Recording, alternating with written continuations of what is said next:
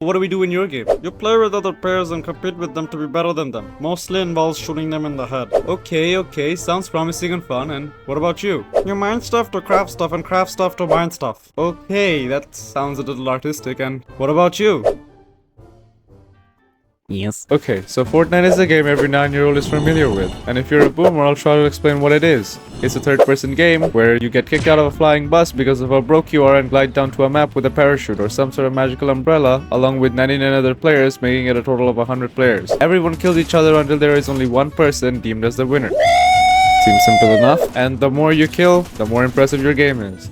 There is a storm which appears on the map as a circle, making the map smaller, forcing confrontation with other players. The longer the circle stays up, the more damage it does, just like your parents' marriage. But try to move before the circle starts shrinking, otherwise you're gonna get cooked. There are weapons and accessories scattered throughout the game, known as loot. It comes in different rarities, common being the worst, uncommon being bad, rare being good, epic being great, and legendary being better. And there's another seasonal rarity, which is higher, known as mythic, usually one of the best objects in the game. It involves weapons, shields, and health points.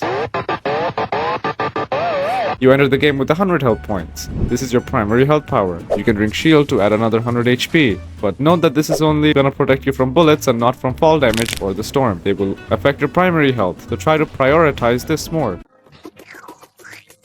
There is one more thing I forgot to address though. You can build.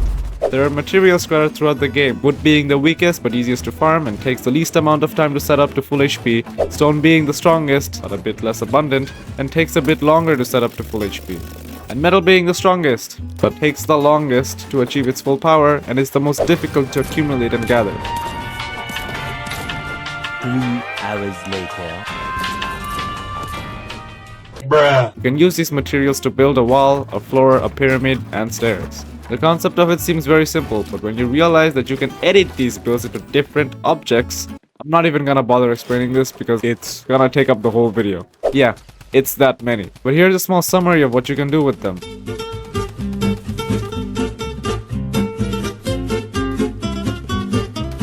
The whole point of it is to be able to take high ground, because of the way third person works. When you're above, you can see them, but them, not so much. What are you doing? Nothing.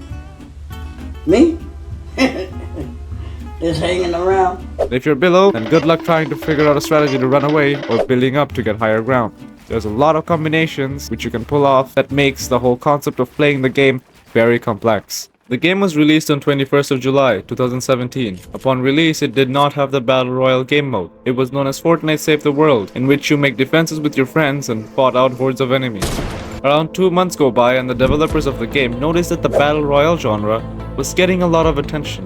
They wanted to take advantage of the fact that there is only one other game that was going to be their competitor, PUBG. They said, hey, this game has flaws, like it has a lot of cheaters, and does not look kid-friendly. Let's make sure we try to do the same, but try to make it a bit better.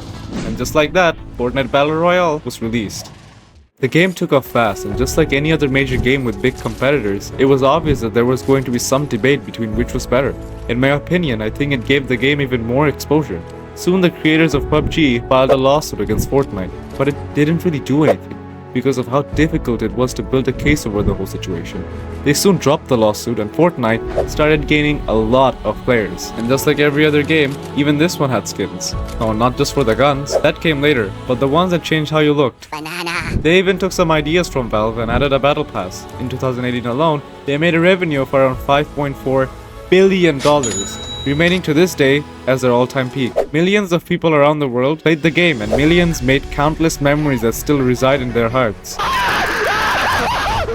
Epic was smart. They knew in order to get the most out of their game, they would have to listen to their community. They added multiple updates, made countless crossovers, added new servers, and even added a different game mode to play with your friends on a private server. The game carried on for a few months and things were going great for Epic, but there was a small problem. Fortnite was made for people to enjoy casually, but just like every other game that exists in the world, some people wanted to be the best at it and play it competitively. Most people had their games ruined because they just weren't good enough and it discouraged them to play. The developers wanted the game to be competitive and did not want their fan base to be discouraged. So then Epic Games thought of something brilliant. They added a separate, timely game mode where players would compete against other players to see who the best was. They would be rewarding the winners with real money. They added a ranking system to the game, which still to this day a bit inconsistent, but hey, you tell me how you're gonna separate a game lobby that takes 100 players to play by rank. They added bots as well, so the loading times took less long. The most intense fights are in the end anyways. A few months after that in 2019, the first World Cup of Fortnite took place with a prize pool of a whopping $30 million. Understandably higher than other games because of how difficult Fortnite is compared to them. You're up against 99 other players. There was a very high risk and a very high reward. You don't get to go through bad rounds like other games. If you died once, you're done for. Since then, the competitive scene in Fortnite has been pretty steady. If all of that wasn't enough, in 2023 they added the Creative 2.0. What's the difference, you may ask? It allowed people to make their own maps and servers. Casual players now had a broader choice of game modes to choose from, and competitive players had a place to practice their mechanics against other players. It even influences more people to create more maps and servers. How? Because it retains more players, and does so by paying the creators of the active servers. Fortnite seems like it has become a monopoly at this point. While PUBG is still in the picture, their focus seems to have shifted towards mobile players. Fortnite is still one of the most popular games in the world, making arguably the most amount of money.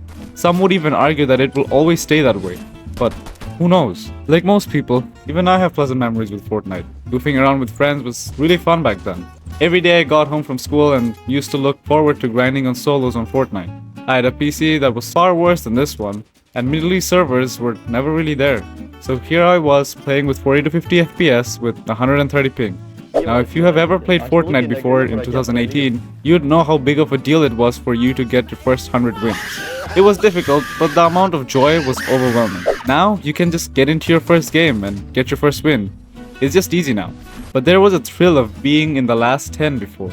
Everyone was just as bad as you, so building just a tiny bit already made you a lot better than the rest. Fortnite is still played by bigger streamers, but I really doubt that they have the same amount of fun they used to have in the early days. I don't play Fortnite all that often, but I sometimes come back every few months to play it, just for the nostalgia. But Fortnite seems to be doing really well now. They have around 500 million registered players and around 221 million active players as of 2024. This is really impressive. I hope this game never dies.